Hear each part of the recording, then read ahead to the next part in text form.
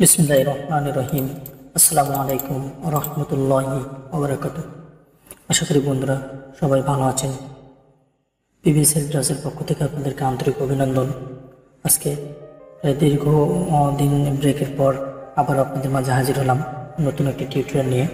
আজকের টিউটোরিয়ালটি হলো, যদি এই টিউটোরিয়ালটি আমি আপনাদেরকে মোবাইলের মাধ্যম দিয়ে, স্মার্টফোনের মাধ্যম দিয়ে দেখিয়েছি, তো আজকে আমি আবার দেখাবো কম্পিউটারে বা ডেস্কটপ কম্পিউটার বা ল্যাপটপের মধ্য দিয়ে আপনি এই কাজটি কীভাবে করবেন। আজকের যে বিষয়টি হলো যে পল্লী বিদ্যুতের মিটারে আবেদন করার পর হাউস ওয়ারিং সম্পূর্ণ হলে সেই হাউস ওয়ারিং রিপোর্টটা কীভাবে পল্লী বিদ্যুৎকে অনলাইন সার্ভের মাধ্যম দিয়ে জমা প্রদান করবেন সেই বিষয়টি আমি আজকে আপনাদেরকে দেখাবো কম্পিউটারের মাধ্যম দিয়ে। তো বন্ধুরা চলুন আমরা কম্পিউটার স্ক্রিনে পেয়ে যাই।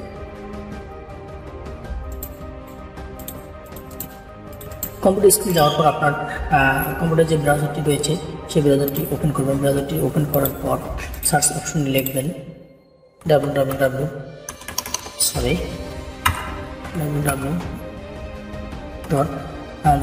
লেখার সাথে এই রুলটি আপনারা লিখবেন। লেখার পর আপনারা সার্চ করবেন। সার্চ করার পর ঠিক এরকম একটি ইন্টারফেস আপনাদের সামনে আসবে। আসার পর এখানে যে মেনু বারটি রয়েছে এই মেনু বার থেকে আপনারা আবেদন অপশনটিতে যদি মাউস পয়েন্টারটি রাখলে এই আবেদন অপশনটির মধ্যে কিছু সাব অপশন দেখতে পাবেন। এখান থেকে হাউস ওয়ারিং নিশ্চিত করুন অপশনটিতে ক্লিক করবেন।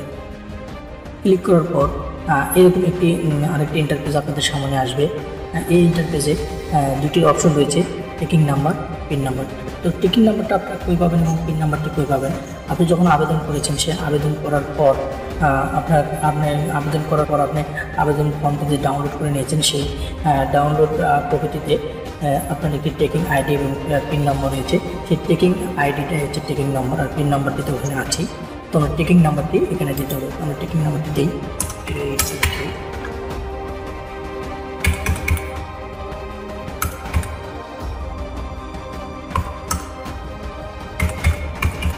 টেকিং নাম্বারটি দিলাম।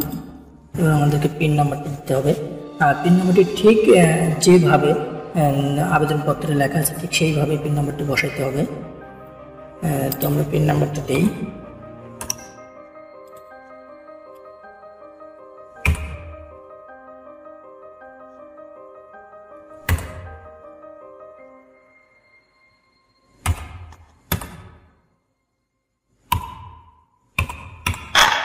পিন নাম্বারটি দিলাম। দেওয়ার পর সাবমিট করুন অপশনটিতে ক্লিক করতে হবে।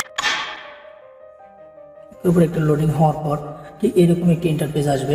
আমরা যে গ্রাহকের আবেদনের ওয়ারিং রিপোর্ট জমা করব সেই গ্রাহকের ছবি, তার নাম, তার মাতার নাম, পিতার নাম এখানে আসবে।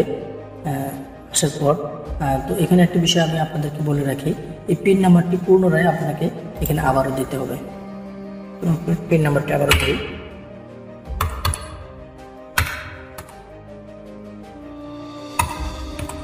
পিন নাম্বারটি আমরা আবারও দিলাম। তারপর একটু নিচে আসলে দেখেন এখানে লাল রঙের একটি লেখা রয়েছে। এই লেখাটি অবশ্যই আপনারা করে নেবেন। দেখেন লাল স্টার চিহ্নিত ক্ষেত্রগুলো অবশ্যই পূরণীয়, অর্থাৎ লাল স্টার চিহ্ন যেখানে আছে সেটি আপনাকে পূরণ করতে হবে। মূলত এই হাউস ওয়ারিং সম্পর্কিত তথ্য দিন। এই ঘরটিতে যে তিনটি অপশন রয়েছে তিনটি অপশন আপনাকে পূরণ করতে হবে। তো হাউস ওয়ারিং নিশ্চিত করুন। এখানে এর পাশে যে ঘরটি রয়েছে এটাকে ক্লিক করলে লেফট ক্লিক করলে আপনি দুটি অপশন পাবেন। এখান থেকে হাউস ওয়ারিং সম্পন্ন হয়েছে এটি সিলেক্ট করে দেবেন। দেওয়ার পর গ্রাউন্ডিং রডের মেমো ইংরেজি, এখানে ইংরেজিতে আপনাকে গ্রাউন্ডিং রডের মেমো নাম্বারটি লিখতে হবে। আমরা এখানে গ্রাউন্ডিং রডের মেমো নাম্বারটি দিয়ে দেবো। গ্রাউন্ডিং রডের মেমো কোথায় পাবেন? আপনি যখন আপনার হাউস ওয়ারিং করার জন্য মালামাল কিনবেন যে ইলেকট্রিকের দোকান থেকে, সেই ইলেকট্রিকের দোকান থেকে আপনি যখন রড কিনবেন গ্রাউন্ডিং রড, সেই গ্রাউন্ডিং রডের রডের সাথে একটি মেমো দেবে। গ্রাউন্ডিং রড এবং বোর্ড যখন কিনবেন তার সাথে একটি মেমো দেবে। সেই মেমোতে একটি নাম্বার থাকবে, সেই নাম্বারটি এখানে দিতে হবে। তোমরা নাম্বারটি এখানে দিই।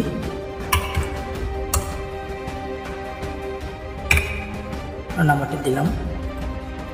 দেওয়ার পর বাড়ি সম্পর্কিত মন্তব্য বাংলায়, এই গ্রাহকের বাড়িটা কোথায় সেই তথ্যটা এখানে আপনাকে লিখে দিতে হবে। অমুক গ্রাম বা গ্রামের নামটা এখানে লিখে দেবেন।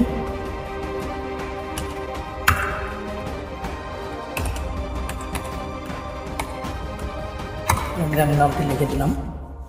দেওয়ার পর দেখেন এখানে enter the given number below, অর্থাৎ এই যে নাম্বারটি ক্যাপচার নাম্বারটি, এই 6 ডিজিটের ক্যাপচার নাম্বারটি, এই নাম্বারটি আপনাকে এখানে লিখতে হবে। তবে নাম্বারটি দেই, নাম্বারটি দিয়েছি। দেওয়ার পর যদি আপনার ফর্মটি মূলত এই 3টি অপশনই হাউস ওয়ারিং জমা দেওয়ার জন্য, এই 3টি অপশন আপনার পূর্ণ হয়েছে কিনা ঠিকভাবে আপনি একটু দেখে নেবেন। দেখে নেওয়ার পর নাম্বারটি ঠিক আছে কিনা দেখে নেওয়ার পর সমাপন করুন, অপশনটিতে ক্লিক করুন।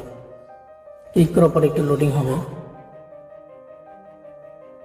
দেখি আমাদের কি দেখায়। হ্যাঁ দেখেন এই যে এখানে একটা আমাদের নোটিফিকেশন চলে আসছে লাল রঙের যে আপনার হাউস ওয়ারিং সফলভাবে নিশ্চিত হয়েছে। অর্থাৎ আমরা হাউস ওয়ারিং করার পর যে ওয়ারিং রিপোর্টটা জমা প্রদান করা অনলাইন সার্ভের মাধ্যম দিয়ে তাদেরকে সেটি গ্রান্টেড হয়েছে এবং তারা একটি মেসেজ দিয়ে দিয়েছে আমাদেরকে আপনার হাউস ওয়ারিং সফলভাবে নিশ্চিত হয়েছে। মানে এইখানে এই লেখাটি আসলে আপনি বুঝতে পারবেন যে আপনার হাউস ওয়ারিংয়ের রিপোর্টটি তাদের কাছে সঠিকভাবে জমা হয়েছে, তো আপনার কাজটি শেষ, হাউস ওয়ারিং রিপোর্ট জমা হয়ে গেল। তো বন্ধুরা এই ছিল আজকের টিউটোরিয়ালটি। যদি আপনাদের কাছে ভালো লেগে থাকে তাহলে অবশ্যই একটি লাইক, কমেন্ট এবং শেয়ার করতে ভুলবেন না এবং আর আমাদের চ্যানেলটি সাবস্ক্রাইব করুন এবং আমাদের পাশে থাকুন। আল্লাহ হাফেজ।